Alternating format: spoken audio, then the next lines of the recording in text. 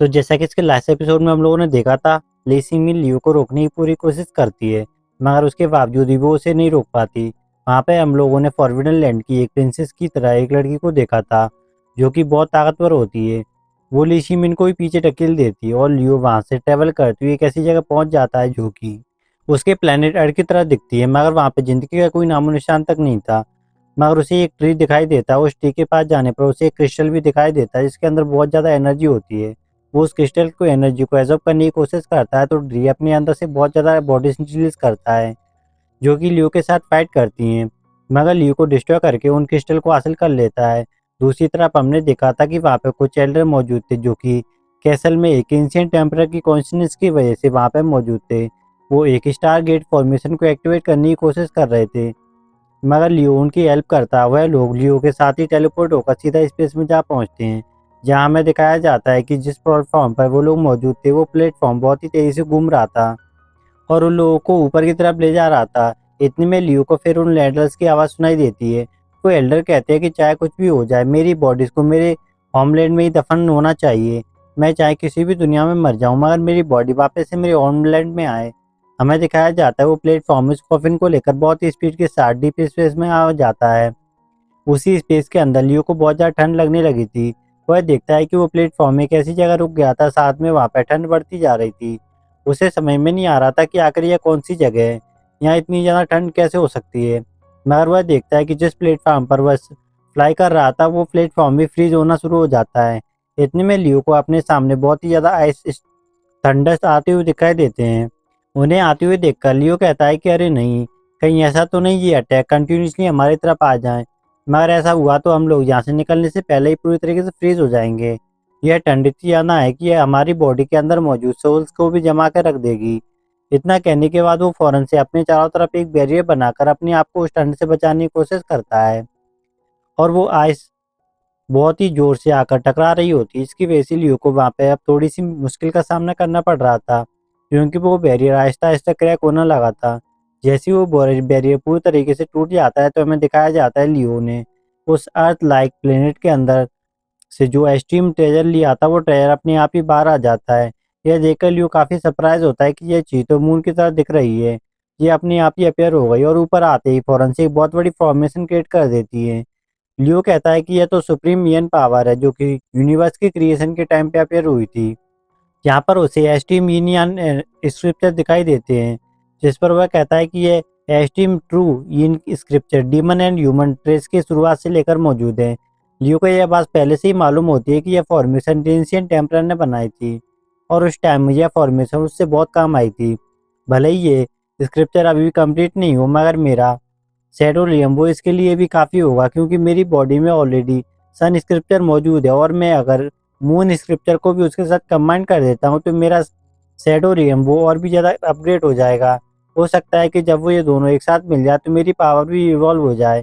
इतना कहने के साथ ही हमें दिखाया जाता है वो सुप्रीम मीनी एनर्जी उसके आसपास मूव करने लगी थी, और लियो अपनी कॉन्शियस के अंदर उस लिम्ब को देखता है। ये अब उस सेल लिम्ब के दोनों तरफ दो बड़ी बड़ी मूर्तियां पेयर होती हैं, एक इन बॉडी होती है और एक जेन बॉडी होती है। लियो कहता है कभी इनियान ज़्यादा स्ट्रॉन्ग बन जाती है, कभी इनियान पावर ज़्यादा स्ट्रॉन्ग बन जाती है। देखते ही देखते वो दोनों ही पावर जब एक दूसरे के सामने आती है, तो उनकी स्क्रिप्टर वो उसके अंदर से इंसिडेंट लेटर रिलीज करती हैं। लियो उनसे अपने आप को बचाने की कोशिश करता है, जैसे ही वो लेटर शायद उसे हर्ट करेंगे, मगर लियो अपने आप को उनसे नहीं बचा पाता। जैसे ही वो इंसिडेंट लेटर उसे हिट करते हैं, तो लियो को फील होता है कि एस्ट्रीमिनियन पावर उसकी बॉडी के अंदर बहुत तेजी से आ रही है। एक तरफ उसके पास शीनमियान पावर होती है, दूसरी तरफ यांग पावर होती है। दोनों ये दूसरे के साथ कंबाइन होने की कोशिश कर रही थी। देखते ही देखते दोनों ही पावर जब एक दूसरे के साथ फ्यूज होने लगी थी, तो लियो को उस वक्त थोड़ी सी तकलीफ महसूस होती है। मगर जैसे ही दोनों ही पावर आपस में मर्ज हो जाती है, तो लियो कम्प्लीटली फील करता है कि उसके अंदर एक न्यू पावर आ गई है। उसकी हाफ बॉडी वो हाफ यिन की होती है और हाफ बॉडी यान की होती है। उसका ऑरा क्लियरली विजिबल होता है। यह बात तो लियो को भी काफ़ी सरप्राइज करती है कि दोनों इंडियन पावर सेम टाइम पर एक ही बॉडी में एक साथ एनर्जी फॉर्म में आ गई हैं। अब उसे थोड़ा-सा डर भी लगने लगा था, कहीं ऐसा तो नहीं कि ये दोनों ही पावर एक दूसरे के अगेंस्ट हो जाएँ। उसकी बॉडी की तरह ही एक्सप्लोड हो जाएगी, क्योंकि इस टीम में ऐसा पहले कभी हो चुका है। लियो को यह बात अच्छी तरीके से मालूम होती है कि एंशिएंट टेम्परर ने भी इस तरह की पावर को यूज़ करने की कोशिश की थी। मगर उसकी वजह से वो दोनों पागल हो गए थे। लोगों ने उन्हें फिर डीमन कहना शुरू कर दिया था। मगर क्योंकि heaven and earth inion power को यूज करते हुए हर एक चीज़ को क्रिएट करते हैं, तो उसके लिए उसे भी सेम वैसे ही रूल्स को फॉलो करना होगा, क्योंकि इनियन पावर हर तरह की बॉडी के लिए यूज की जा सकती है। मुझे अभी भी इसके रूल्स के बारे में अच्छी तरीके से जानना होगा, इसके यूजेस को समझना होगा। जिसके बाद वो फ़ौरन से उसे प्रैक्टिस करना शुरू कर देता है और कहता है कि ताई जी पावर वो हेवन एंड अर्थ को क्रिएशन से पहले ही पावर है। उसे ब्रिंगिंग एनर्जी भी कहा जाता है। ये कहने के बाद हमें दिखाया जाता है वो यूनियन एनर्जी का बैलेंस बनाने के लिए दोनों ही पावर्स को कंबाइन करके दोनों को अपनी बॉडी में बिल्कुल बराबर बैलेंस करके साथ सेट करने की कोशिश करता है, ताकि कोई भी पावर उसके माइंड पर अटैक ना करे, क्योंकि दोनों ही पावर एक दूसरे के अपोजिट हैं और दोनों ही एक दूसरे के साथ रिएक्ट करती हैं। लियो को बहुत बुरी इंजरी हो सकती है, मगर आहिस्ता आहिस्ता उसे समझने की कोशिश करते हुए कहता है, ताई एनर्जी वो ये गुलाब के फूल की तरह है। मैं खुद ताई हूँ और मेरी बॉडी वो दाऊ है, इसलिए मैं अपनी दाऊ बॉडी के साथ इस पावर को अपनी बॉडी के अंदर बैलेंस कर सकता हूँ। इतना कहने के बाद ऊपर की तरफ देखता है तो उसे बहुत सारे स्टार कॉन्शनेस नजर आती हैं। उन स्टार के अंदर बहुत ही ज़्यादा लाइटिंग आकर गिरती है, जो कि सीधा लियो की बॉडी को आकर हिट करती है। इस ट्रेबुलेशन की वजह से लियो को थोड़ी सी तकलीफ महसूस होती है, मगर फिर भी वो उसे बर्दाश्त कर रहा था, क्योंकि उसे पता चला है कि ये थंडर ट्रेबुलेशन है। अगर वो इस ट्रेबुलेशन को पास कर लेता है तो वह सेकेंडरी लिम्ब के सेकंड लेवल में आ जाएगा। इसलिए वो ब्रेक थ्रू करने के सुनहरे अवसर को हाथ से नहीं जाने देना चाहता था। जिसके बाद हमें वहाँ पे कुछ वाली बॉडीज दिखाई देती है, जो कि लियो के ऊपर थंडर ट्रेबुलेशन लाने वाली थी। मगर साथ में वो लोग उसके साथ एक बहुत बड़ा टावर भी लेकर आए थे। वो लोग लियो के ऊपर दे मारते, मगर लियो अपनी एनर्जी के जरिए उस टावर को अपने ऊपर से होल्ड कर लेता और उस टावर के साथ वहाँ पर फिर बहुत ज़्यादा थंडर लाइटिंग भी होती है, जो कि लियो की बॉडी को हर्ट कर रही थी। हमें दिखाया जाता है उस लाइटिंग का लेवल अपग्रेड होता है और वो पूरी तरीके से गोल्डन कलर की हो जाती है। जिसके बाद लियो फौरन से अपना ब्रेक तो कंप्लीट कर लेता है। हमें उसकी आइस का कलर भी दिखाया जाता है, वो फौरन से चेंज हो जाता है, जिसके साथ लियो के अंदर इतनी ज़्यादा टाई पावर आ जाती है कि वो अपनी एक ही हाथ के साथ उस टावर को बहुत जोर से पुश करता है। देखते ही देखते उस टावर में बहुत ज़्यादा क्रैक्स पड़ने शुरू हो जाते हैं।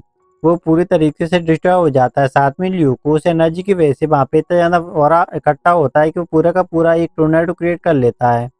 इतना बड़ा टोर्नेडो वो चारों तरफ से एवरली बॉडीज भी उसके अंदर पूरी तरीके से गुम हो जाती हैं। न्यू यहाँ पे अपना लेवल ही अपग्रेड कर लेता है, जिसके बाद अब वो सेकंड रिजन के सेकंड लेवल में अचीव कर लेता है।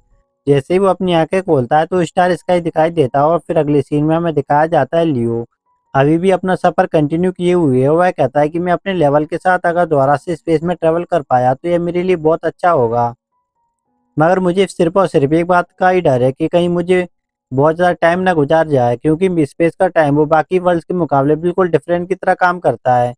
उसे लग रहा था कि शायद उसने यहाँ पे ऑलरेडी काफ़ी दिन गुजार दिए हैं, तो पता नहीं डोंगा वर्ल्ड पर या फिर अर्थ प्लैनेट पर कितने साल गुजर चुके होंगे।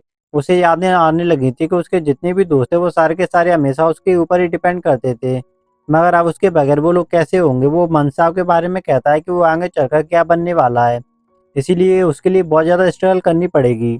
हो सकता है उसके लिए उसे अपनी जान भी दांव पे लगानी पड़ जाए। लियो की वजह से अब सारी दुनिया की दुश्मनी बन बैठी है और अब लियो वहाँ पे नहीं है, तो उन लोगों को भी खुद ही डिपेंड करना होगा। ऊपर से लियो को सबसे ज़्यादा टेंशन जिसकी थी वो ब्लैक एम्परर की थी, क्योंकि उसे पता था कि ब्लैक एम्परर वो हमेशा उल्टी सीधी हरकतें करता रहता है। पता नहीं वो अभी क्या गुल खिला रहा होगा। शायद वो लोग अपना पेट बना रहा होगा, जैसे खैर शायद वो लोगों को अपना पेट बना रहा होगा। खैर जो कुछ भी हो, बस उसे सावियान का ख्याल रखना होगा, क्योंकि वो सबसे ज्यादा वीक है। उसे फिर जियो की याद आती है। वो ठंडी सी सांस लेता है और कहता है, मुझे पता है कि वह क्या कर रही होगी। वो आज भी आसमान में बैठकर सितारों को देख रही होगी। उसे पता लगाता है कि शायद मैं उसे भी यहाँ दिख जाऊं। वो मेरी तरह स्टार स्काई रोड के बारे में जानने की कोशिश कर रही होगी कि वो कब अपेयर होगा, मैं यहाँ पे कब वापस आऊंगा। मगर हमें पता चला कि दोनों ही एक दूसरे के बारे में सोच रहे होंगे। लियो को पूरी तरीके से अंदाजा था सबसे यहाँ वहाँ पे उसे मिस कर रहा है तो वो सिर्फ जीरो होगी। और लियो को यह बात भी अच्छी तरीके से मालूम थी कि वो जब तक वापस नहीं जाएगा तब तक जीरो उसका इंतजार करती रहेगी। मैंने कभी सोचा भी नहीं था अगर डोंगर वर्ल्ड को छोड़ने के बाद वापसी का रास्ता मिलेगा भी या नहीं। चाहे कुछ भी हो जाए, जब तक मैं जिंदा हूँ मैं वापस आने की पूरी कोशिश करता रहूंगा। इसी तरह वहां बैठा हुआ था तो एल्डर भी अचानक से बोल पड़ता है। कहता है, मैं अपने होमलैंड जाऊंगा, मेरी वही जगह है, मैं वहीं दफन होऊंगा। इतने में लियो को उस एल्डर के ऊपर एक बहुत बड़ा टावर दिखाई देता है। वो लोगों के सारे सारे वही सेम रिपीट करने लगे थे कि चाहे कुछ भी हो जाए हम ये बॉडी अपने होमलैंड में ही दफन होगी। अपनी दुनिया में वापस जाना है और अपनी बॉडीज को वापस अपनी दुनिया तक पहुंचाना है। लियो देखता है कि वो लोग उस पापल वर्ल्ड की तरफ जा रहे थे। उसे यह बात तो मालूम थी कि यह उसकी दुनिया नहीं है, मगर उसे यह बात अच्छी तरीके से मालूम थी कि कल्टीवेटर होने के नाते उसे वहां पे जाकर अच्छी तरीके से एक्सप्लोर करना चाहिए, ताकि वो स्टार स्काई ट्रेवलिंग के बारे में और भी ज़्यादा जान सके। हो सकता है शायद उसे वहां पे ऐसी इन्फॉर्मेशन मिल सके जिससे वो वापस अपनी दुनिया की तरफ जा सके। वहाँ पे मौजूद उस एल्डर से कहता है, आप सब कुछ मुझ पर छोड़ दीजिए। आपको मेरी खातिर बस उस जीवी पर्पल स्टार वर्ल्ड का दरवाजा खोल के रखना होगा। इसके बाद मैं सब कुछ हैंडल कर लूंगा। ये कहने के बाद वो टावर फौरन से उसकी बॉडी के अंदर चला जाता है। हमें दिखाया जाता है वहाँ पे एक गेट ओपन होता है जो कि उस पूरे प्लेटफॉर्म को अपने अंदर खींच लेता है। लियो भी उसके साथ ही के साथ चला जाता है और जिस जगह वो बाहर आकर निकलता है, उन्हें दिखाई देता है उन लोगों के सामने पर्पल स्टार प्लेनेट मौजूद है। वो लोग उसी तरफ जा रहे होंगे। इस पर्पल स्टार प्लेनेट को लियो एंशिएंट प्लेनेट कहता है, क्योंकि यह एंशिएंट अर्थ प्लेनेट की तरह लगती है। देखते ही देखते जैसे ही वो उस इन्वायरमेंट में एंटर करता है तो उसकी स्पीड बहुत ज़्यादा तेज हो जाती है। हमें दिखाया जाता है लियो वहाँ पे लैंड करने के लिए फौरन से अपने कल्लन का सहारा लेता है, और जैसे ही वो नीचे आ जाता है तो जोर से एक स्टैचू से टकराते हुए नीचे आकर गिरता है।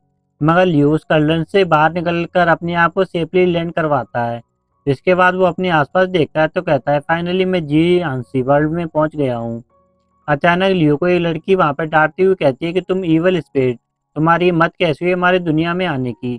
मेरा फैक्ट तो वो बिल्कुल भी तुम्हें नहीं छोड़ेगा। लियो देखता है यह लड़की काफी ज्यादा एरोगेंट है, लगता है यह भी कोई कल्टीवेटर है।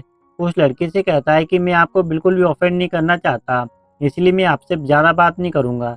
मगर वो लड़की कहती है कि मैंने ऑफेंड तो कर ही दिया है ना।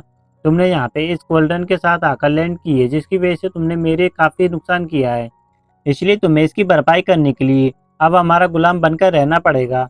कम से कम मैं तुम्हारे साथ 3 साल की सजा दूंगी।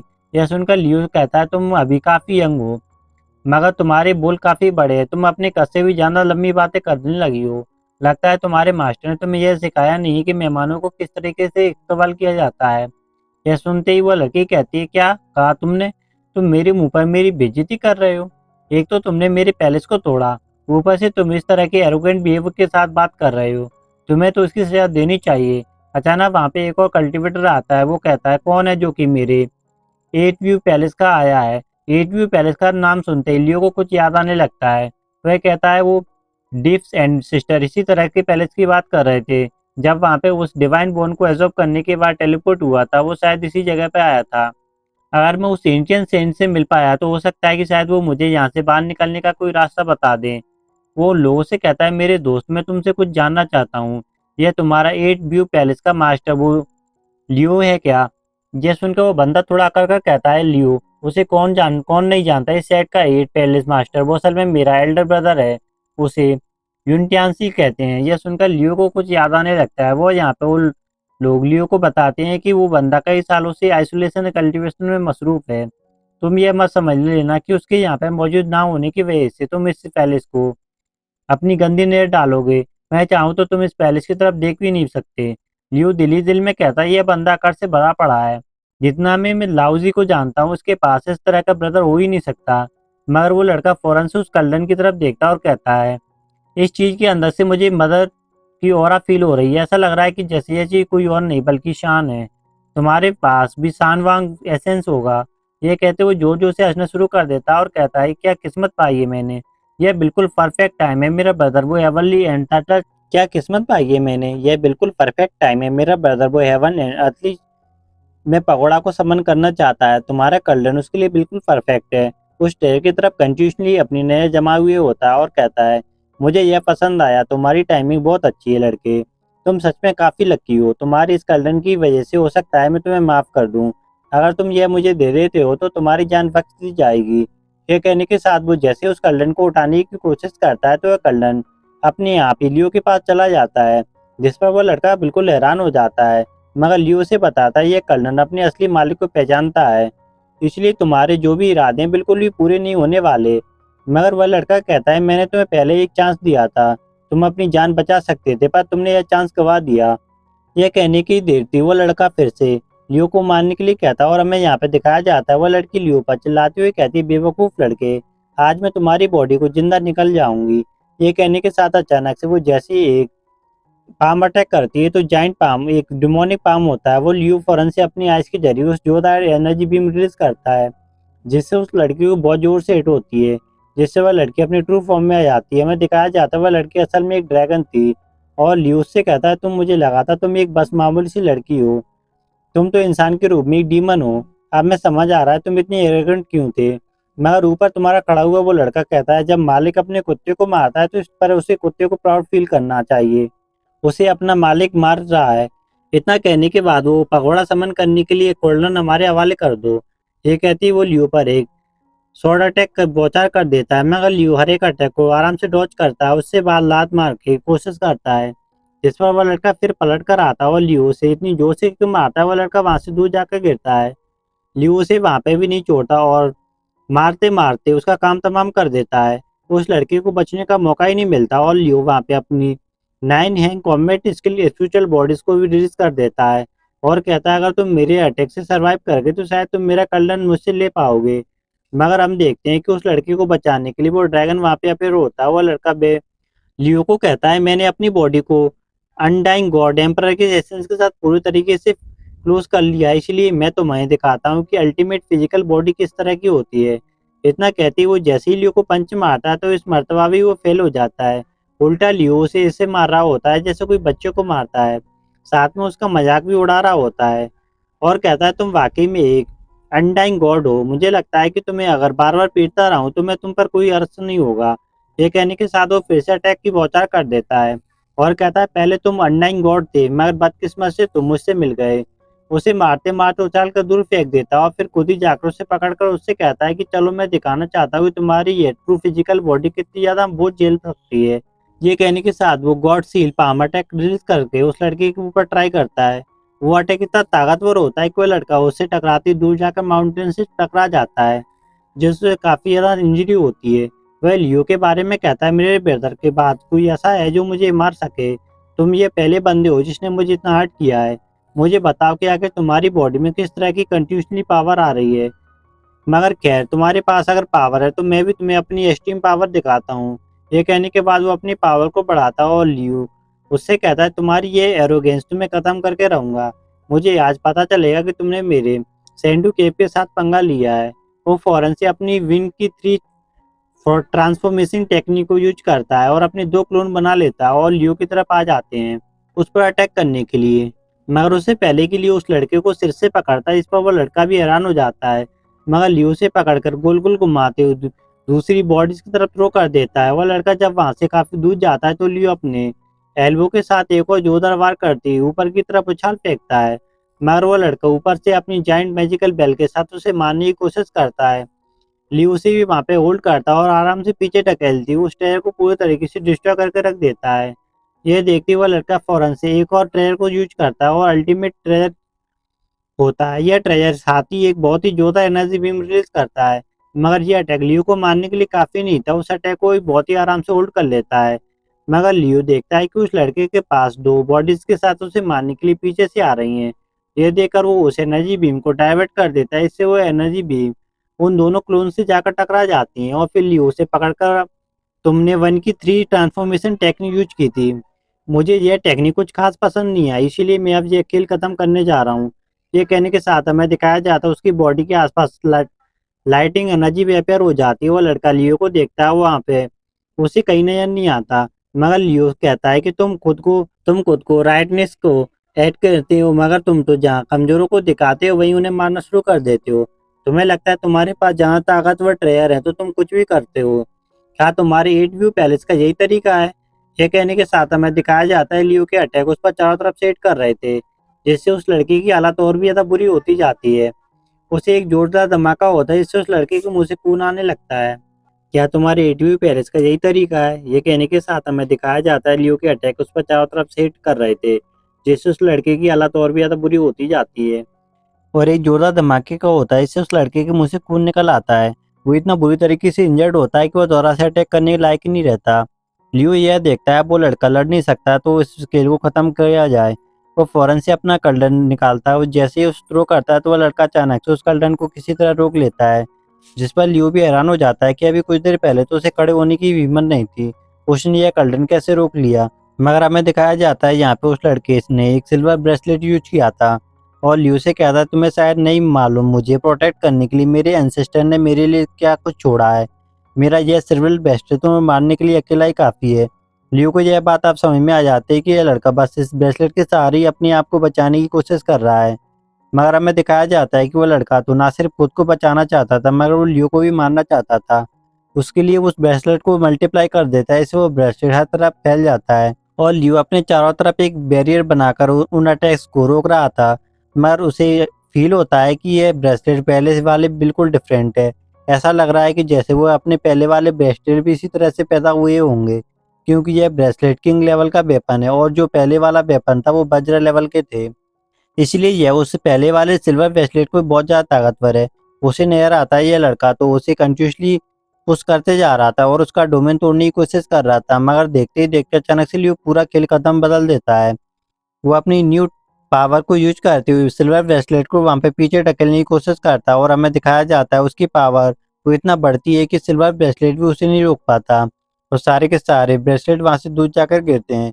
जब हम लॉन्ग जियान को देखते हैं वो अपनी एस्टीम यूनियन पावर को यूज कर रहा था और दूसरी तरफ वो लड़का जब वो अपने ब्रेसलेट को उठाने के लिए कोशिश करता है तो लियो उसे खींचकर अपने पास ले आता है और कहता है बदकिस्मत से तुम अब इस ब्रेसलेट को जान देते यूज नहीं कर पाओगे। अब इसके साथ में एड व्यू पैलेस में जा रहा हूँ, उम्मीद है कि ये ब्रेसलेट मुझे आगे आगे जाने में हेल्प करेगा। मगर वो लड़का पीछे से कहता है तुम वहाँ पे जाओगे तो मेरा भाई तुम्हें नहीं बुरी तरीके से मारेगा, मेरा बदला जरूर लेगा। ये कहने के बाद ऊपर की तरफ देखता है और लियो का वो कर्टन उसके ऊपर आकर गिरता है जिसको उसकी हड्डी पसली टूट जाती है और लियो कहता है कि पहले तो मैं तुम्हें जिंदा छोड़ने वाला था पर तुम्हारी बकवक की वजह से मैंने अपना इरादा बदल लिया है। वो फौरन से उस पैलेस के ऊपर आता है और कहता है कि एड व्यू पैलेस वो मेरा अपना पैलेस तो नहीं है, मगर हो सकता है कि मुझे अंदर कोई ऐसे क्लू मिल जाए जिससे मैं अपनी दुनिया में वापस जा सकूं। ये कहने के बाद वो जैसे उस गेट के अंदर इंटर करने की कोशिश करता है तो वहाँ पे एक बैरियर होता है जो उसे रोक लेता है और लियो कहता है कि यहाँ पे अंदर जाना अलाउड नहीं है। मतलब ये अब मुझे क्लूज इकट्ठा करने के लिए माउंटेन से नीचे जाना ही पड़ेगा। ये कहने के बाद वो फौरन से उस माउंटेन से नीचे की तरफ चला जाता है और उसी सीन के साथ ये वाला एपिसोड यहीं पे खत्म हो जाता है। आशा करता हूँ यह वीडियो जो एपिसोड आपको पसंद आया होगा। अगर यह वीडियो जो एपिसोड आपको पसंद आया तो प्लीज़ इस पे एक लाइक और एक कमेंट करके मेरे चैनल को सब्सक्राइब कर देना। मैं मिलता हूँ आपसे अगली वीडियो में।